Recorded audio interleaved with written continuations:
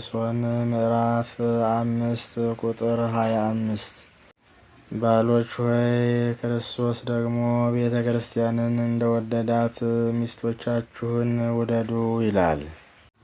ሰው ከራስ ጠጉሩ እስከ እግር ጥፍሩ ያሉትን የአካል ክፍሎች በእኩልነት ይወዳቸዋል። ከአካሉ ክፍሎች ውስጥ አንዱን የሚወድ ሌላውን የሚጠላ የለም። ለወንድ ሚስቱም አካሉ ናትና ከአካላቱ አንዱን እንኳ እንደማይጠላ እሷንም እንደገዛ ሥጋው ይውደዳት አለ።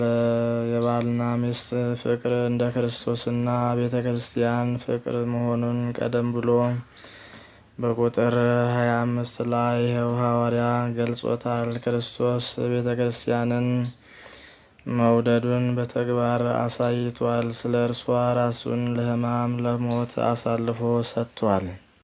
ደሙን በማፍሰሱ ቀድሷታል። በጥምቀተ ማይ አንጽቷታል፣ አክብሯታል።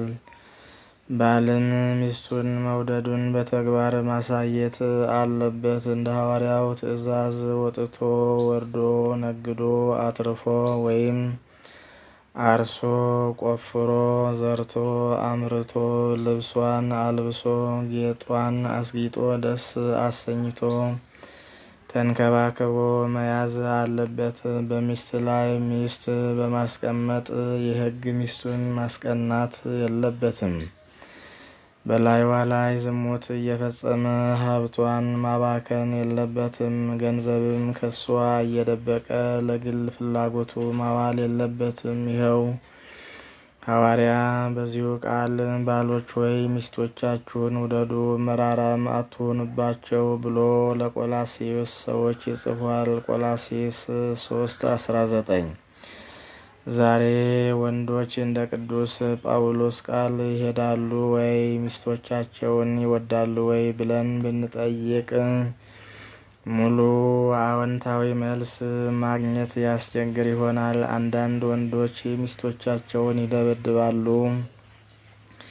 ሴቶች በሀገራችን በስራው ዘርፍ የሚያበረክቱት ድርሻ ከፍተኛ ነው። በተለይ በገጠሩ ያሉት ሴቶች በቀን ከ13 እስከ 17 ሰዓት በአማካይ ይሰራሉ ተብሎ ይገመታል። ሆኖም ለስራቸው ተገቢው ዋጋ ሲሰጠው አይታይም። ሴቶች በከተማም ሆነ በገጠር በአብዛኛው የሚሰማሩበት ስራ ትንሽ ክፍያ ያለው እጅግ አድካሚና በጤናቸውም ላይ ጫና የሚፈጥር ነው።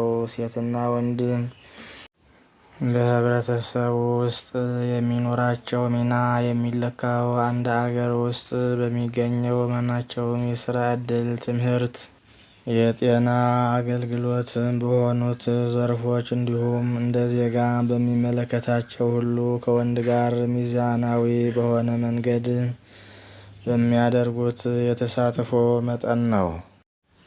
በ2005 የህዝብና የጤና ጥናት እንደሚያመለክተው 32 ከመቶ ከሚሆኑት በስራ ላይ ካሉት ሴቶች ውስጥ 60 ከመቶ የሚሆኑት ምንም አይነት ክፍያ የሚያገኙ አይደሉም። ለምን ይሆን ሴቶች እንደ ወንዶች ትምህርት ቤት እንዲሄዱ አይበረታቱም? ለምን ከሴት ልጅ የበለጠ ወንድ ልጅ በመወለዱ ይበልጥ ይወደዳል?